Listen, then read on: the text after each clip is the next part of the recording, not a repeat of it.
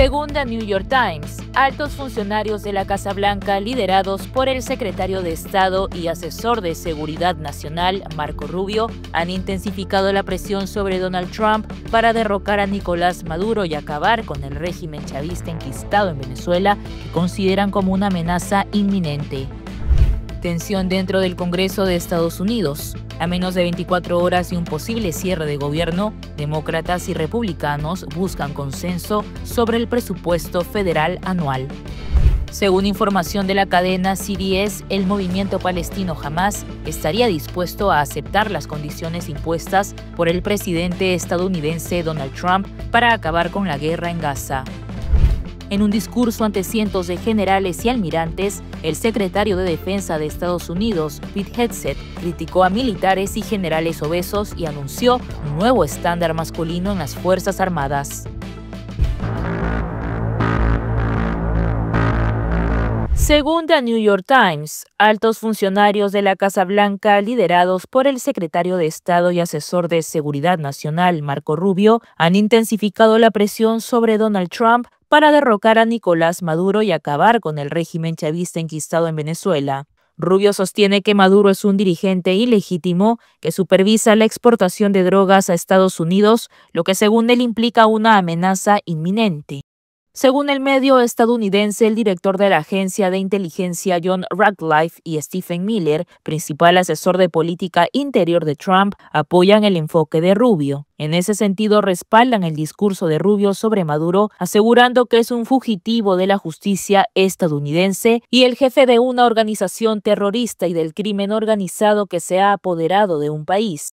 Según se pudo conocer durante las últimas semanas, Rubio está preparando una estrategia más agresiva, utilizando información proporcionada por la CIA para acabar con la amenaza venezolana en las costas del Caribe. Esto es del conocimiento de la oposición venezolana que, según lo informado por The New York Times, estarían evaluando cuál sería su respuesta en caso caiga el régimen de Maduro. Esto responde a una reunión en mayo cuando Rubio se reunió con 5 opositores que huyeron en secreto a Estados Unidos en lo que calificó como una operación precisa. Ha elogiado a la líder de la oposición, María Corina Machado, a quien llamó por su apodo la Dama de Hierro venezolana, en un homenaje publicado este año. Como se recuerda, en julio, Trump firmó una orden aún secreta por la que ordenaba al ejército estadounidense el uso de la fuerza contra los cárteles de la droga que su gobierno ha calificado de terroristas. Luego el Pentágono comenzó a desplegar una gran fuerza naval en el Caribe. Poco después empezaron los ataques militares estadounidenses contra embarcaciones civiles. Trump ha anunciado 4 operaciones de este tipo en aguas internacionales desde el 2 de septiembre, en las que han muerto al menos una veintena de personas. En las últimas semanas, Rubio ha hablado enérgicamente de la intención del gobierno de Trump de obligar a Maduro a enfrentar la acusación del Departamento de Justicia. El Departamento de Estado aumentó a $50 millones la recompensa por cualquier información que condujera a la detención y condena de Maduro por los cargos de narcotráfico. Como se recuerda, cuando era senador republicano por Florida, Rubio fue uno de los impulsores de los esfuerzos del primer gobierno de Trump para deponer a Maduro. Siendo hijo de migrantes cubanos, Rubio sostiene desde hace tiempo que sacar a Maduro del poder debilitaría al gobierno comunista de Cuba, estrecho aliado de Venezuela. Trump no ha declarado explícitamente que su objetivo sea deponer a Maduro, pero se ha jactado de la nueva campaña militar en el Caribe. Tras una reunión sorpresa con altos generales y almirantes del Comando Militar de Estados Unidos, el presidente Donald Trump aseguró que la única forma de resolver los conflictos globales es a través de la fuerza. Desde Virginia, Trump arengó a su fuerza militar y aseguró que son los más fuertes del mundo y pueden hacer cualquier cosa que se propongan. Juntos estamos despertando el espíritu guerrero. Este es el espíritu que conquistó y construyó esta nación. Y este es el espíritu que conquistó y construyó esta nación, desde la caballería que domó las grandes llanuras hasta el poder feroz e inquebrantable de Peyton Bradley y el gran general Douglas MacArthur. Todos ellos son grandes hombres. En este esfuerzo somos un equipo, así que mi mensaje para ustedes es muy simple. Estoy con ustedes, los apoyo y como presidente los respaldo al 100%. En el mismo discurso, Trump aseguró que si él no gana el premio Nobel, eso representaría un insulto para los Estados Unidos. ¿Recibirías el premio Nobel? Para nada. Se lo darán a alguien que no hizo absolutamente nada. Se lo darán a alguien que escribió un libro sobre la mente de Donald Trump y lo que costó resolver las guerras que recibió. El premio Nobel será para un escritor. No, pero ya veremos qué pasa. Pero sería un gran insulto para nuestro país. Te lo digo, no lo quiero. Quiero que el país lo reciba. El discurso de Trump ante los altos líderes militares en Cuántico duró 71 minutos. En él sugirió que los militares utilicen ciudades peligrosas como campos de entrenamiento. Este empoderamiento a sus Fuerzas Armadas adoptado por la administración se ha intensificado después de la firma por parte de Trump de una orden ejecutiva que devolvió al Pentágono su antigua denominación de Departamento de Guerra, algo que fue sucedido por la decisión del secretario Pete Hegseth de destituir a varios generales y almirantes de alto rango. Como se sabe, la Casa Blanca señala al presidente venezolano Nicolás Maduro de encabezar el llamado Cártel de los Soles, una supuesta organización de narcotráfico que enviaría droga a Estados Unidos. Sin embargo, Caracas rechaza esas acusaciones y sostiene que Washington utiliza los operativos como herramienta de presión política para forzar un cambio de régimen calificado ilegítimo por la administración Trump. Un decreto de conmoción exterior, que es una figura excepcional que contiene la Constitución venezolana. Casi todas las constituciones de derecho comparado la contienen, que es que frente a la posibilidad de un ataque que ponga en peligro el funcionamiento de las instituciones y la integridad territorial, el Ejecutivo pueda tomar medidas extraordinarias. Es decir, la Asamblea Nacional no controla al Ejecutivo y el Poder Judicial tampoco. Nosotros vivimos en un estado de facto donde a Maduro no le hace falta dar un decreto de excepción para tener plenos poderes. Ya tiene poderes desde hace mucho tiempo, es parte de lo que hemos venido denunciando muchísimas personas de la sociedad venezolana y los activistas desde el exterior. Él mismo ha dicho que las relaciones con la Casa Blanca están rotas, no ha habido ninguna comunicación, salvo por Grenier, un enviado que ha pedido Trump para tratar de mediar en establecer cómo puede salir o brindarle garantía a Maduro para tratar de salir del poder. Por supuesto que el eje antioccidente, antidemocracia, antilibertades, como son Irán, por ejemplo, China y Rusia, se mueven a favor del régimen venezolano. Les conviene porque de alguna manera el objetivo global es convertir a Venezuela en una suerte de fuerte que permita que permee hacia el resto de las Américas, hacia Cuba, hacia Ecuador, hacia Colombia, hacia Brasil, un modelo de narcoterrorismo, es decir, estados apalancados en las economías ilegales, pero que no respeten ni el sistema democrático ni de libertades civiles y que se confronten con los estados. Entonces, de alguna manera, hay un eje al que le interesa este estado de cosas, este estado de conflictividad, que lo que trae mucho sufrimiento a los venezolanos, que no tienen cómo hacer valer los derechos, no tienen instituciones, están totalmente indefensos.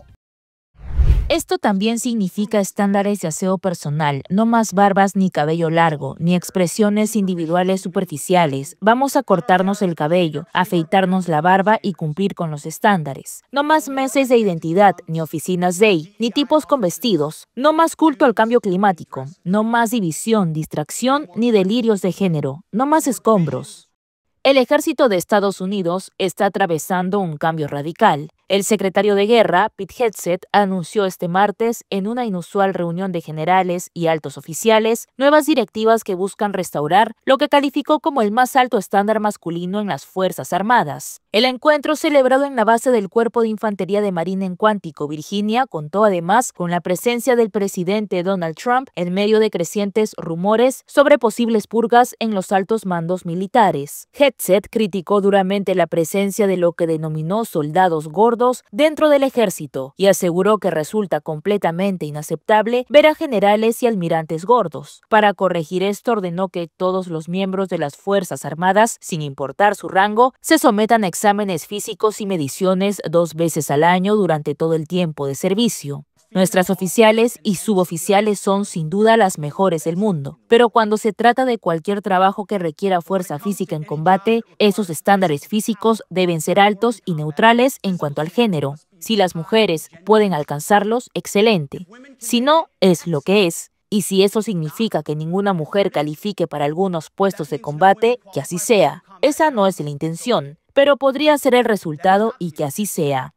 Dentro de las 10 directivas anunciadas se incluye la implementación de estrictos estándares de aseo personal para eliminar barbas, cabellos largos y cualquier tipo de expresión superficial o individual. Además, habrá una revisión de todos los programas de educación militar profesional y la eliminación de políticas de diversidad, equidad e inclusión. El secretario de Guerra también apuntó contra el sistema de ascensos en la cúpula militar, insinuando nuevos cambios en el liderazgo. Aseguró que durante demasiado tiempo se ha ascendido a demasiados líderes uniformados por razones equivocadas, por su raza, por cuotas de género o por supuestos logros históricos. Esta administración ha hecho mucho desde el primer día para eliminar la justicia social, lo políticamente correcto y la basura ideológica tóxica que había infectado nuestro departamento para arrancar la política de raíz. No más meses de identidad, no más oficinas de diversidad, equidad e inclusión, ni tipos con vestidos, no más culto al cambio climático, no más división, distracción ni delirios de género, no más escombros. Como he dicho antes, y lo diré nuevo, hemos terminado con esto. El anuncio llega mientras tropas estadounidenses están desplegadas en el Caribe para operaciones contra el narcotráfico proveniente de Venezuela. Esto ocurre en un contexto en el que Trump ya había hecho comentarios en una red social burlándose del físico y el entrenamiento de los soldados de la milicia bolivariana de Nicolás Maduro. Cabe recordar que Hegseth, veterano del Ejército de Tierra, ha expresado en múltiples ocasiones su rechazo hacia altos cargos que, según él, han introducido ideología liberal en la cultura militar de Estados Unidos. Desde que asumió como secretario de Guerra a inicios de este año, ya ha destituido a varios generales y en mayo anunció su intención de reducir en al menos 20% el número de generales y almirantes de 4 estrellas. En resumen, el ejército de Estados Unidos entra en una nueva etapa marcada por estándares más estrictos, recortes en la cúpula militar y la eliminación de políticas de diversidad, en un giro que refleja tanto la visión de Hegseth como el respaldo directo del presidente Trump.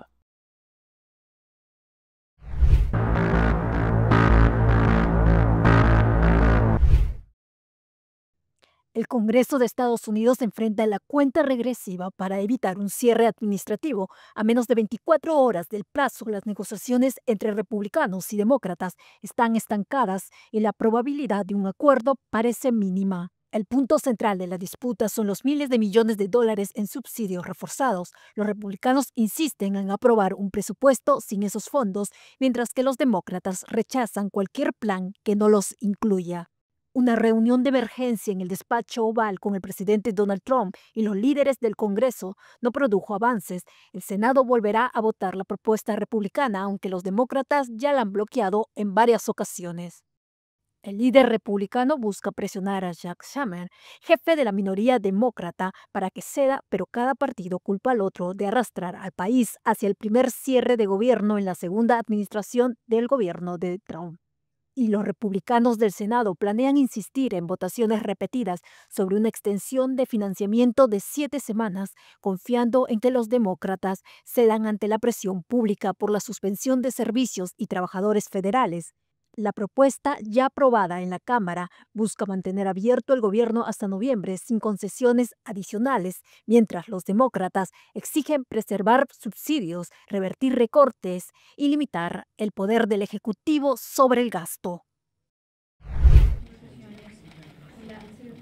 La principal asesora del presidente de Colombia, Gustavo Petro, así como la canciller y el jefe de Hacienda, renunciaron el lunes a su visado estadounidense como protesta por la cancelación de este permiso al mandatario por sus declaraciones contra el gobierno de Donald Trump en una manifestación pro-palestina en Nueva York. Angie Rodríguez, la principal asesora de Petro, Germán Ávila Plazas, ministro de Hacienda, y la canciller Rosa Villavicencio figuran entre los funcionarios que han confirmado que renunciaban a su visado estadounidense.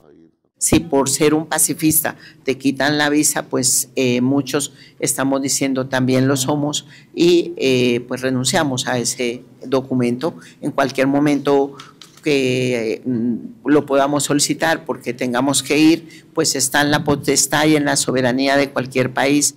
Washington revocó la visa del presidente izquierdista por supuestos actos imprudentes e incendiarios durante una protesta contra la ofensiva militar israelí en la Franja de Gaza, tras participar en la Asamblea General de la ONU la semana pasada.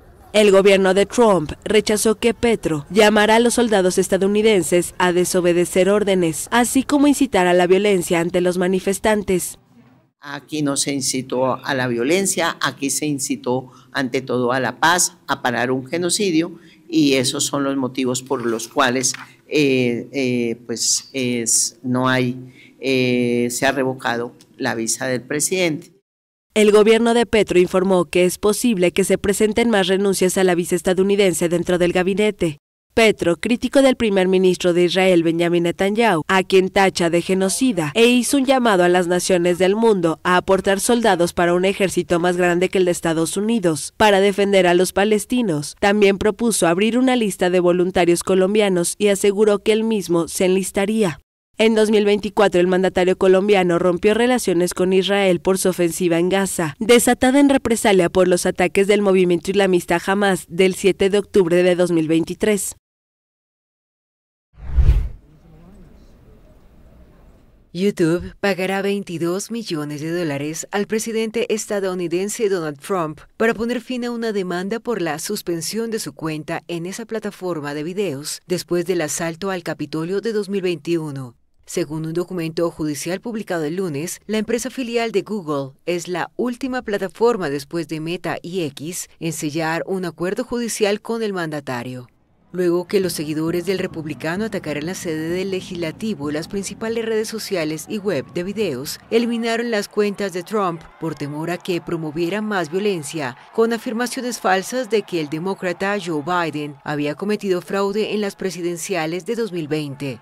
El dinero de los acuerdos sellados por el presidente y las tecnológicas irá destinado a Trust for the National Mall. Esta organización sin ánimo de lucro se dedica a restaurar, preservar y mejorar el National Mall para apoyar la construcción del salón de baile de la Casa Blanca.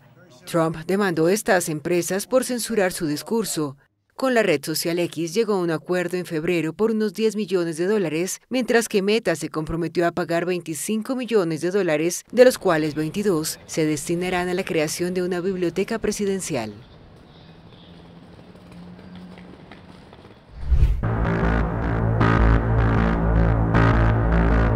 Según información de la cadena CBS, el movimiento palestino Hamas estaría dispuesto a aceptar las condiciones impuestas por el presidente estadounidense Donald Trump para acabar con la guerra en Gaza. Una fuente cercana al proceso de negociación habría confirmado que tanto Hamas como otras facciones palestinas presentarán la respuesta del grupo a los mediadores egipcios y cataríes este mismo miércoles. El plan que Estados Unidos ha desarrollado junto a varios países árabes tiene 20 puntos que buscan equilibrio y garantías para ambas partes. Entre otros asuntos, aplicaría un rápido alto al fuego en Gaza, la liberación de todos los rehenes restantes y de varios prisioneros palestinos en Israel, un mayor flujo de ayuda humanitaria y la eventual transferencia del control del territorio a una administración interina de tecnócratas palestinos supervisada por una junta de paz internacional precedida por Trump. Esta respuesta de Hamas se da casi en paralelo a la amenaza de Trump, quien durante un mensaje ante miembros de las Fuerzas Armadas en Virginia aseguró que el movimiento que gobierna la franja pagará en el infierno si se rechaza su propuesta de paz. Cabe señalar que gobiernos de varios países árabes y europeos, además de la Autoridad Nacional Palestina, han acogido el plan del presidente de Estados Unidos, Donald Trump, para terminar la guerra de Israel en la Franja de Gaza, como algo positivo para la región. La ANP reconoció los sinceros y decididos esfuerzos de Trump para terminar la guerra de Israel en el enclave y reafirmó su disposición a involucrarse positivamente y constructivamente con Estados Unidos para alcanzar la paz, la seguridad y la estabilidad para los pueblos de la región.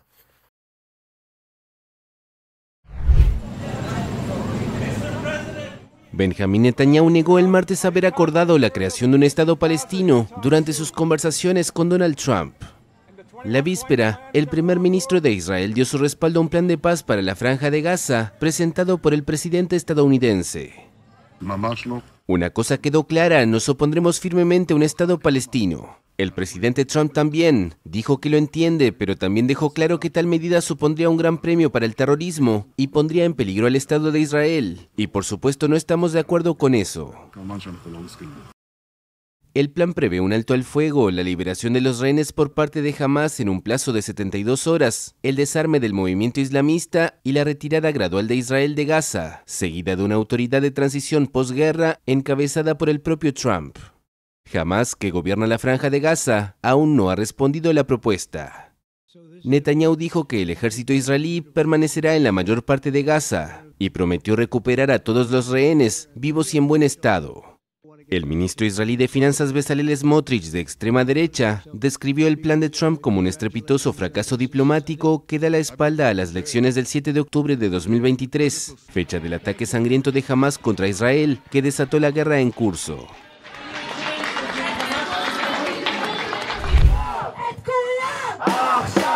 El principal grupo israelí que representa a las familias de los rehenes retenidos en la Franja de Gaza calificó el lunes de histórico el plan de paz del presidente estadounidense Donald Trump para el territorio palestino y pidió más presión internacional sobre Hamás para que lo acepte. El plan de 20 puntos contempla que las fuerzas israelíes se retirarán y en un plazo de 72 horas tras la aceptación pública del acuerdo por parte de Israel, todos los rehenes vivos y muertos serán devueltos por Hamás. Luego, Israel liberará a 250 presos condenados a cadena perpetua y a 1.700 gazatíes detenidos después del 7 de octubre de 2023.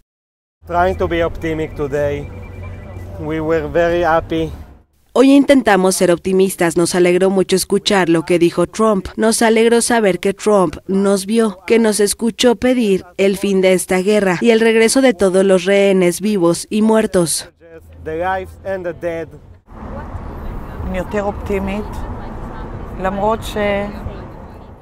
Soy más optimista, aunque todavía me da un poco de miedo ser tan optimista. Me da miedo volver a decepcionarme, mucho miedo, porque sufrimos mucho con acuerdos que finalmente nos estallaron en la cara. Egipto, Jordania, Arabia Saudita, Qatar, Emiratos Árabes Unidos, Turquía, Indonesia y Pakistán aseguraron en un comunicado conjunto que aplauden el papel del presidente estadounidense y sus sinceros esfuerzos por poner fin a la guerra entre Israel y el grupo islamista Hamás. En Europa, el presidente francés Emmanuel Macron y el presidente del gobierno español Pedro Sánchez elogiaron el plan y exigieron poner fin a la guerra en Gaza y lograr la liberación de todos los rehenes.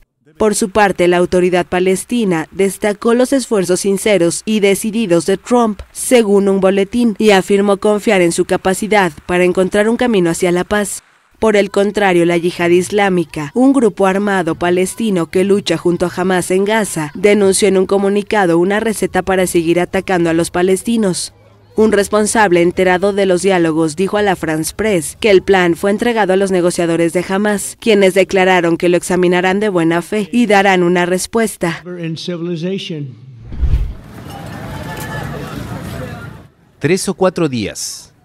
Ese es el plazo estipulado por el presidente estadounidense Donald Trump para que Hamás responda a su plan de paz para la Franja de Gaza, acordado el lunes con el primer ministro israelí Benjamín Netanyahu. El mandatario advirtió al grupo islamista palestino que si rechaza su propuesta lo pagará en el infierno. Vamos a darles 3 o 4 días. Todos los países árabes están a bordo, los países musulmanes están a bordo, Israel está a bordo. Solo estamos esperando por Hamás si Hamás aceptará o no. Y si no aceptan, esto tendrá un final muy triste. El plan contempla un alto el fuego, la liberación de los rehenes israelíes en 72 horas, el desarme y marginación de Hamás de un futuro gobierno en Gaza y una retirada gradual de las fuerzas israelíes desplegadas en la franja. Según el mismo esquema que contempla el envío de una fuerza internacional temporal de estabilización, el propio Trump dirigirá una autoridad de transición en la que estará acompañado, entre otros, por el ex primer ministro británico Tony Blair. En Qatar, un portavoz del Ministerio de Relaciones Exteriores dijo que la delegación negociadora de Hamás prometió estudiar responsablemente el plan de Trump y anunció conversaciones con representantes del movimiento islamista palestino y de Turquía. Aún es demasiado pronto para hablar de respuestas, pero somos realmente optimistas y creemos que este plan es muy completo.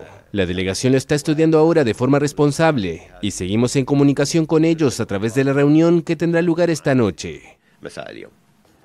Trump aseguró estar como mínimo muy cerca de una solución en Oriente Medio y consideró que sería un insulto para Estados Unidos que él no recibiera el Premio Nobel de la Paz.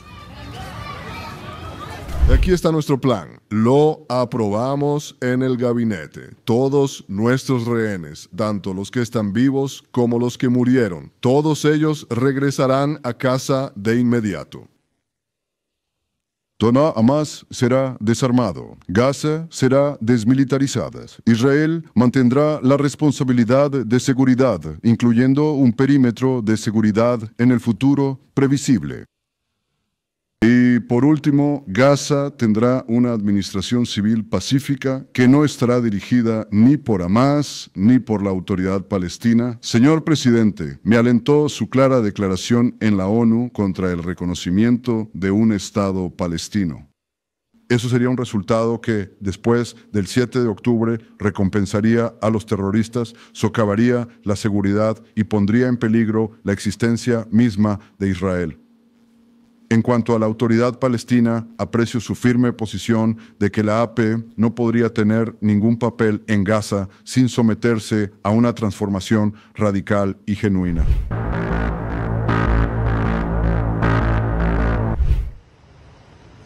Las comunicaciones siguen cortadas en Afganistán por segundo día consecutivo. El país estaba el martes sin internet ni telefonía móvil, después de que el gobierno talibán cortara las conexiones por fibra óptica. Fuentes diplomáticas indicaron a la France Press que las redes móviles estaban en su mayoría fuera de servicio.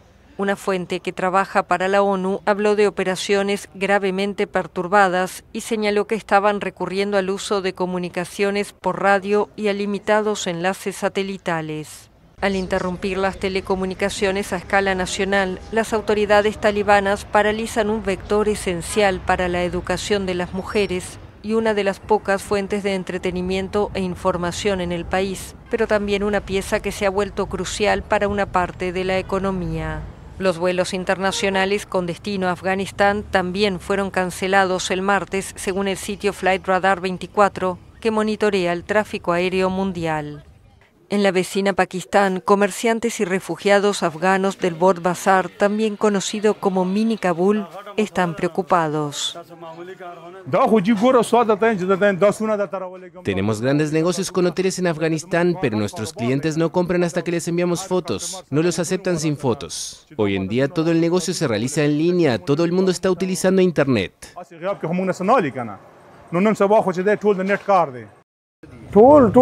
Tenemos familiares, algunos son hermanos, tíos de alguien, otras son madres, hermanas de alguien. Estábamos en contacto unos con otros. Ahora que el Internet está caído, la comunicación también está muerta. Los refugiados afganos en India también están preocupados. No podemos llamar de forma directa porque es muy caro, nadie se lo puede permitir. Internet permitía que las personas se conectaran con familiares cercanos y seres queridos, pero ahora ya no está disponible, no tenemos nada de información. Las autoridades afganas comenzaron a restringir el acceso a Internet a principios de mes, cortando las conexiones en varias provincias. Pero esta es la primera vez que se cortan todas las comunicaciones desde el regreso de los talibanes al poder en 2021, quienes impusieron numerosas restricciones conforme a su interpretación de la ley islámica. Pocos minutos antes del corte, un responsable gubernamental dijo a la France Press que el apagón en las telecomunicaciones duraría hasta nuevo aviso. Al menos una persona murió y decenas resultaron heridas el lunes tras el colapso de un edificio de una escuela islámica en la isla de Java, en Indonesia. Más de 100 estudiantes se encontraban realizando las oraciones vespertinas cuando el edificio de varios pisos se derrumbó repentinamente, informó la agencia de noticias estatal Antara citando a un testigo. Los equipos de rescate evacuaron al menos a 79 personas del lugar del incidente. Las autoridades buscaban a más personas debajo de los escombros. Según uno de los directores del internado, el edificio se derrumbó después de que los trabajadores vertieran cemento para construir un tercer piso. El plan era construir 4 pisos con techo plano. Los pisos superiores estaban destinados a aulas y actividades estudiantiles, mientras que el primer piso se utilizaba como sala de oración. Las deficientes normas de construcción han generado preocupación generalizada sobre la seguridad de los edificios en Indonesia, ya que a principios de este mes otro edificio colapsó y 3 personas murieron. Al menos 74 heridos dejaron las más recientes protestas contra el gobierno y el Congreso en Perú. Entre los lesionados hay 26 policías y 9 periodistas, según reportes oficiales y de organizaciones independientes difundidos el lunes. Los manifestantes, a los que se han sumado transportistas, se han volcado a las calles para repudiar igualmente a la ola de extorsiones del crimen organizado, además de la corrupción y una reforma de pensiones aprobada por el legislativo. El movimiento de protesta ha sido liderado por la Generación Z, un colectivo de jóvenes que se ha movilizado contra la clase política. Lo prioritario ahorita es que si hay jóvenes que tienen esa intención, pues llamar a los demás para que podamos reunirnos, organizarnos, unificar lo que buscamos, lo que queremos, y así verdaderamente podemos hacer, digamos, un fuerte golpe, un cambio verdaderamente efectivo en nuestro país. Las primeras manifestaciones se registraron el 20 y 21 de septiembre y se repitieron el pasado fin de semana. Las organizaciones civiles han denunciado la represión policial tras recabar testimonios de personas golpeadas o heridas. Las lluvias torrenciales provocadas por el tifón Boaloi inundaron Hanoi, la capital de Vietnam, paralizando gran parte de la ciudad y desviando decenas de vuelos. Según el Ministerio de Ambiente, hasta el martes la tormenta y sus consecuencias habían causado la muerte de 26 personas y más de 100 heridos, además de una treintena de desaparecidos. Más de 136.000 viviendas sufrieron daños y varios miles de familias quedaron aislados en la provincia central de Hà Tĩnh, al tiempo que 225 kilómetros cuadrados de arrozales y otras tierras de cultivo fueron afectadas. Boaloi tocó tierra en el centro de Vietnam el domingo por la noche, con vientos de 130 kilómetros por hora, y permaneció sobre tierra firme durante casi 12 horas. El director del Centro Nacional de Pronósticos Hidrometeorológicos dijo que su larga duración sobre Vietnam fue muy poco habitual. Antes, el tifón había azotado partes de Filipinas, donde causó la muerte de 27 personas y obligó a 400.000 a evacuar sus hogares.